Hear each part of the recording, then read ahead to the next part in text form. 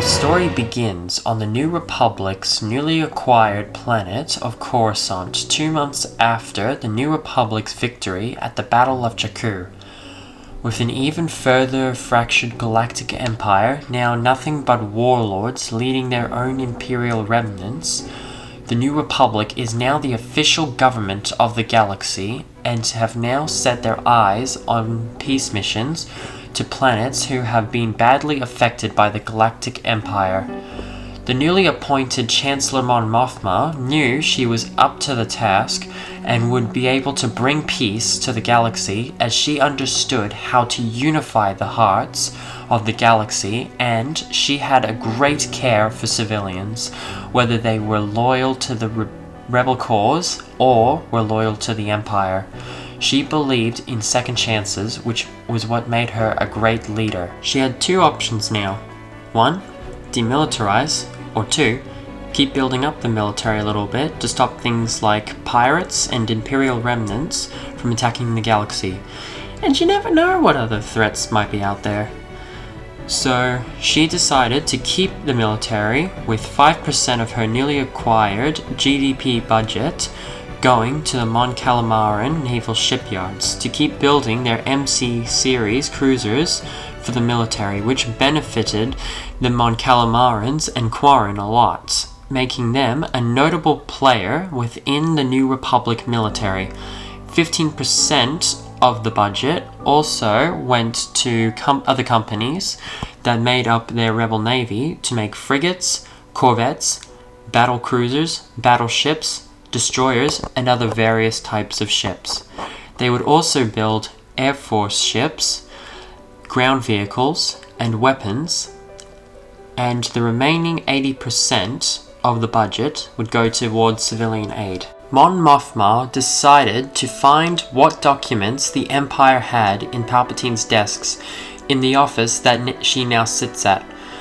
She has been considering making Hosnian Prime the New Republic's capital, as Coruscant has had a bad rap of governments from the Republic to the Galactic Empire, but the issue was that it wasn't as strong to invasion as Coruscant was, and Palpatine might have some Imperial documents hidden in Mothma's new office that the Empire couldn't extract, as most Imperials in the army didn't even know of most of the projects, including the Death Star projects, and they ran out of time when the Rebel Alliance invaded Coruscant with the support of many civilians who were sick and tired of Palpatine's evil reign. A lot of these documents were secret Imperial bases like Rathana, but it was just all old Imperial documents, but Mothma knew that none of these were Imperial documents that had to do with what the Empire had been doing. But she was now busy with trying to take over these secret bases and shipyards that hadn't been invaded yet. So she decided to send General Leia Organa and a group of New Republic Special Forces to go over to Palpatine's old residence in Naboo to find anything really secret he might have hidden there. Leia received these orders from Mothma, but asked if she could bring her brother Luke with her, as he was attuned with the Force and Palpatine was a Sith Lord. So she would feel it was best to have a Jedi aid the search in case Palpatine had a Force ability of some sorts that could hide things extremely well.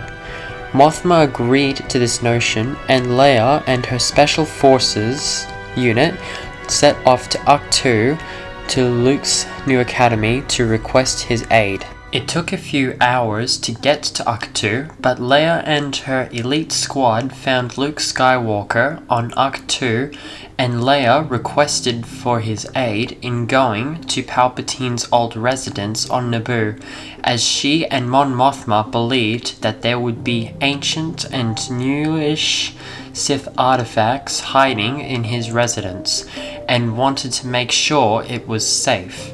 and if it could cover secret documents not found on Coruscant. Luke agreed to this, and as he hadn't had any Jedi join his newly formed academy yet, he also had droids building the temple still, so he could go with them without any delay of his temple. After a minute of thinking about this request, he agreed to go with them as he understood the threat of the Sith. The New Republic team, calling themselves Venture Squad because journeying to Palpatine's Naboo residence felt like they were venturing into the unknown.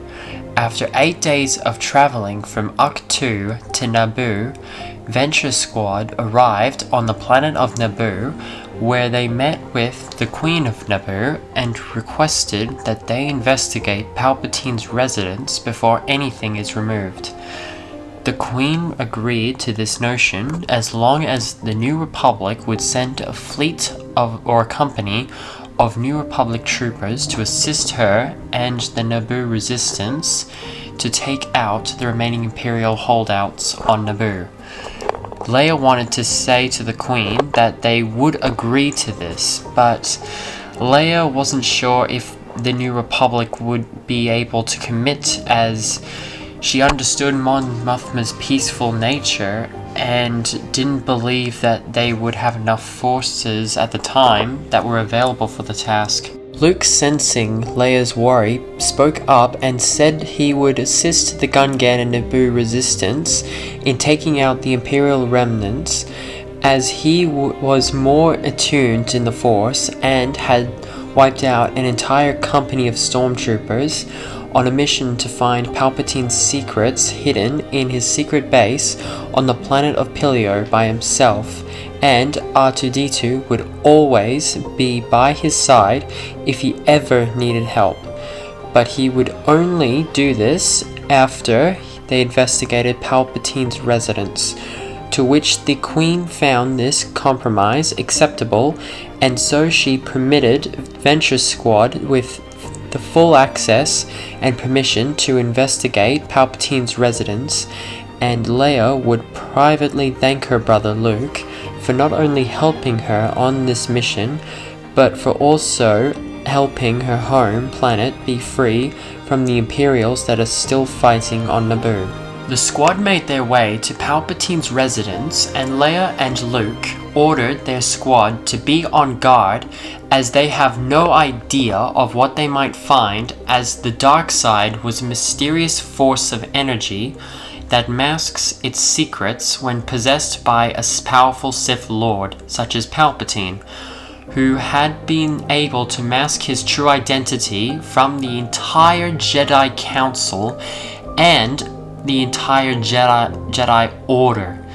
In a few seconds, Venture Squad cautiously, as a tight unit, entered and explored the entire residence. They found statues of Palpatine and artifacts he had collected from across the galaxy, but then eventually ancient Sith artifacts, one of those being a Sith Wayfinder, as well as the thing that confirmed Mothma's suspicions, were discovered. They found secret documents of plans for Palpatine's return by placing himself into the bodies of clones in a cloning facility on the planet of Exegol, as well as other various cloning facilities in other areas of the unknown regions in case one of them failed. They also found he planned to create a first order and a final order, and had planned for an Imperial remnant that could pretend to be a bunch of remnants in the events that the Galactic Empire fell, and if the punishment plan, Operation Cinder, fell, since he was already starting to see the fall of his empire and some writing on the wall.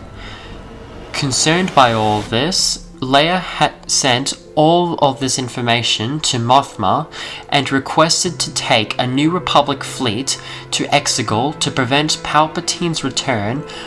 and any form of a new empire.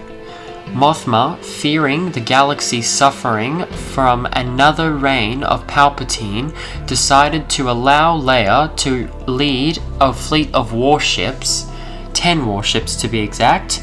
along with 200 corvettes and frigates, with a couple thousand starfighters, interceptors, bombers, and gunships, as well as over 82,000 troopers to Exegol, just in case Palpatine's cloning facility is highly defended. The New Republic fleet began preparations and made their way to Naboo immediately. It did take them a week to get there, but all they needed to do was refuel and resupply,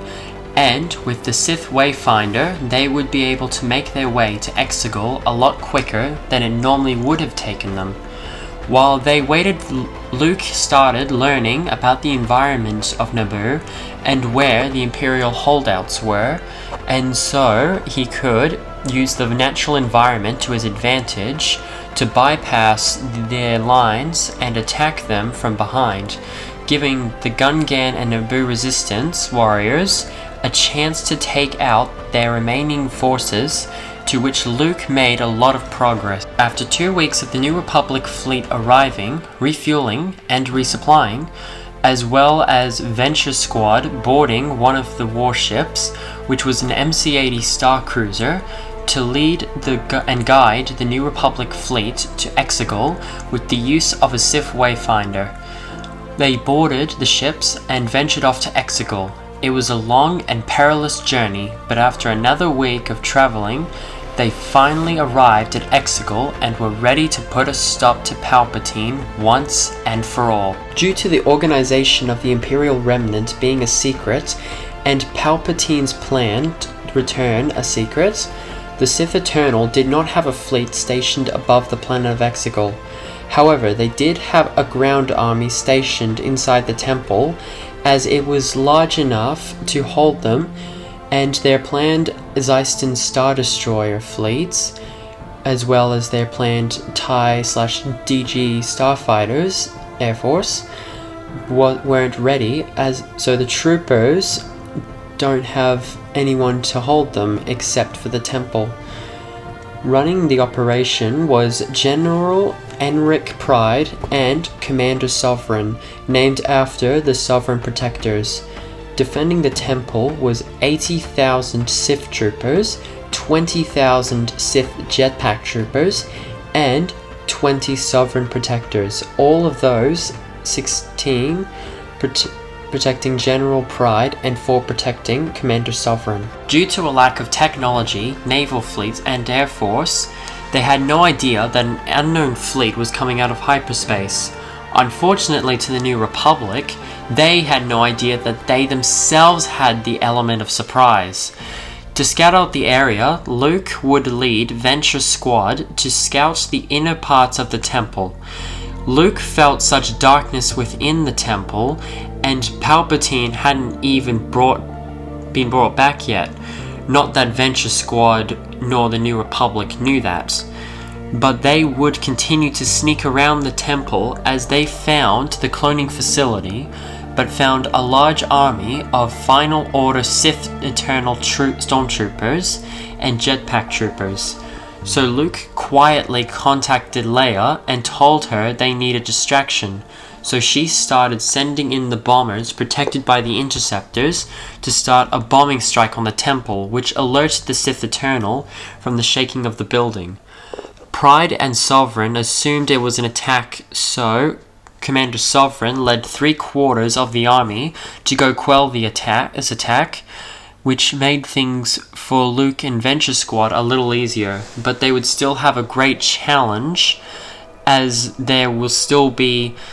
around tens of thousands of troopers to protect the cloning facility still. The only big issue was that Sovereign's led army wouldn't go outside, as they would be all killed if they did so. So they would try to get the attackers to come inside and would station themselves near the entrance and beyond, which would prove a massive challenge for the New Republic, as it would be challenging to drop the troops off due to there being no cover. Leia would have to think outside the box, and decided she would land her Mon Calamaran cruisers and use the U-wing gunships to pick up the other troops from the corvettes and frigates, and have the gunships stay behind the Mon Calamaran cruisers for protection, and the fighters, interceptors, and bombers would stay above the planet, awaiting orders to take down the temple. And so it begun. The Mon Calamaran cruisers began to land sideways on the surface, close to the temple, with their shields protecting them, and their gunships on the side of the cruisers opposite the temple. And the Final Order Sith Eternal Troopers attempted to shoot the ships, but their shields were able to hold really well, as blasters had such little power against massive warships. The Final Order Sith jetpack troopers attempted to fly onto one of the cruisers to get inside and disable their turrets, and maybe blow up one of the ships to blow up the rest of them, taking out the entire army. But unfortunately for them, 2/3 of them were cut down with the turrets, with only 6,000 of them actually making it on to the other side. But what they didn't know was that there were gunships with unloaded troopers in them, so now they had to try and cut down the troopers while trying to get into the ship. But they had rocket blasters, so they could do some damage. Seeing those blasters, the New Republic made sure their shields were activated and began trying to cut down those jetpack troopers. It was a bloodbath. Tens of thousands of troopers were gunned down, with gunships starting to explode,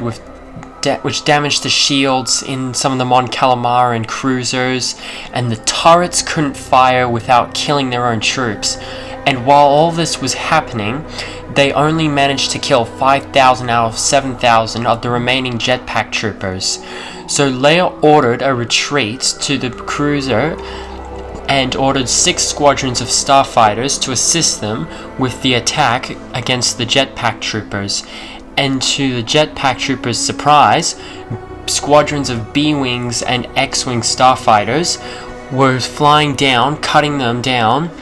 And thanks to the surprise attack, they cut down an extra 1,800 of them, and the troops stopped retreating and started firing, and being outgunned and outnumbered, the Final Order jetpack troopers were all killed.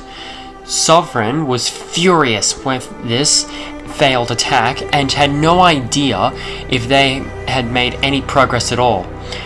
The New Republic troopers in the cruisers would continue to unload on the side that was facing the Sith temple, and were ready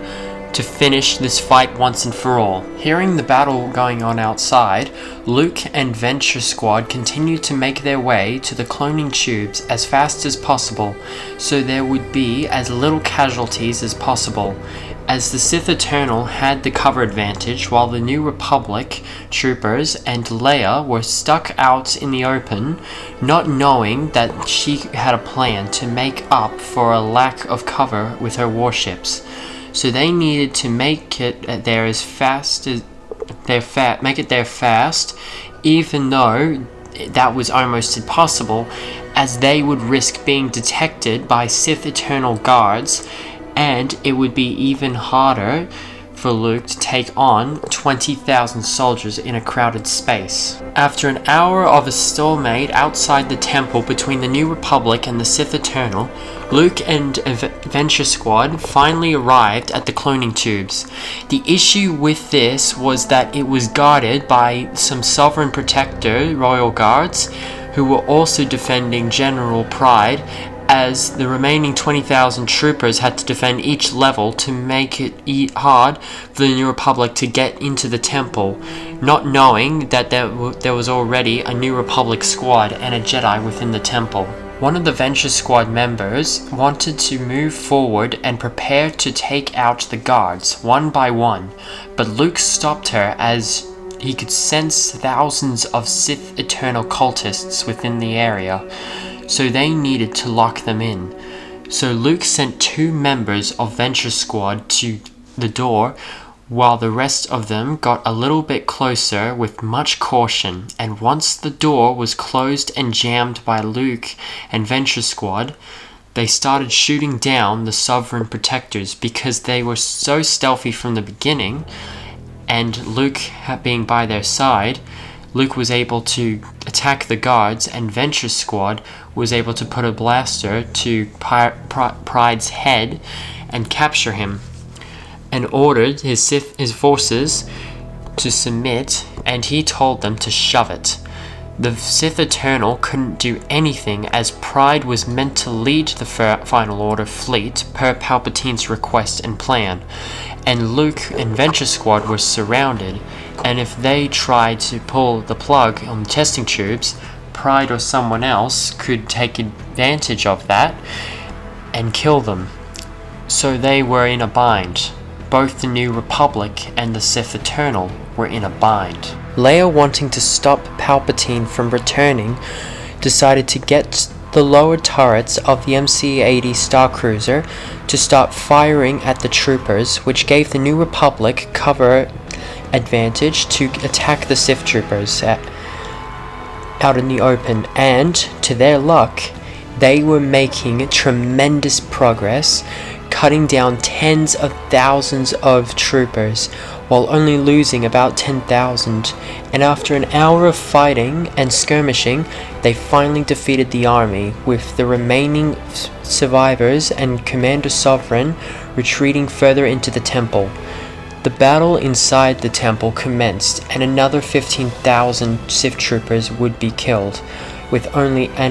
another 8,000 New Republic troopers being killed, due to the lack of space in each level of the facility. But the New Republic finally made it into the throne room, where the cloning tubes were, and they surrounded the remaining 5,000 Sith troopers, the 1,000 cultists, Commander Sovereign, and General Pride. But they would not surrender, and they would try to attack the troopers, so they started shooting those who tried to attack, which they ended up killing all of them, as none of them stopped attacking, and Commander Sovereign would fall too, with General Pride realizing that he was defeated, surrendered to the New Republic, and Luke interrogated him with the Force for information on every Imperial remnant location, which he finally got Pride to talk after pushing his mind a little with the Force, but not too much, as it was too cruel, even for a Jedi, but he didn't have much choice, as the galaxy would be in danger if he didn't go the extra mile. After they had all of the information, they destroyed all the tubes and pulled the plug on any clones ready for Palpatine to place himself into. Once they left the surface, the fleet and every starfighter, interceptor, bomber would bombard the temple, destroying everything inside it after every Sith relic and artifact was extracted. And with that, the Sith Eternal was destroyed. Luke would keep his promise and help the Gungan and Naboo resistance liberate Naboo entirely. For the Empire, it was a horror show. But for the Naboo, it was one of the best days of their planet's history. Luke would be highly awarded for this, and he would assist the New Republic in the colonization of the unknown regions, which would lead to the destruction in enemy factions, as well as the Imperial remnants, as they had no idea that the New Republic's knowledge of the New Republic's knowledge of their plans, and all Imperial projects would be terminated by Mon Mothma II. Luke would even get to marry a Force user by the name of Mara Jade during his fight against the Remnants, and would have thousands of Force-sensitive beings join his newly completed academy. And Leia would be granted the rank of Major General of the New Republic military, but would have some maternal leave whenever needed for her and Han's newborn child, Ben Solo. Mothma would ultimately choose not to demilitarize, which would prove useful in putting to an end to all the criminal factions across the galaxy. And after 5 months of fighting the Imperial remnants, the criminal factions, and the various threats from the unknown regions, she would stand at her desk, announcing to the galaxy that peace has finally arrived. And that, ladies and gentlemen, is our story. This story was a lot of fun to make, and I really enjoyed making the story. So, without further ado, let's talk about this story, shall we? So, I was originally going to add another faction into the story and have more involvement from the Imperial Remnant, but I decided to save those two for two different videos in this particular era, as I actually just wanted to explore what it would be like to have a ground battle on Exegol, as we didn't really get to see a military ground battle on Exegol, and I just felt like the only way to win this ground battle was for both sides to be creative and risky, as I felt that was kind of the only way for the New Republic to ultimately win. And they could destroy the other testing tubes too by winning this battle. But anyways, I hope you guys have an amazing day. You guys are awesome, and you have been traveling with the alternate Star Wars galaxy.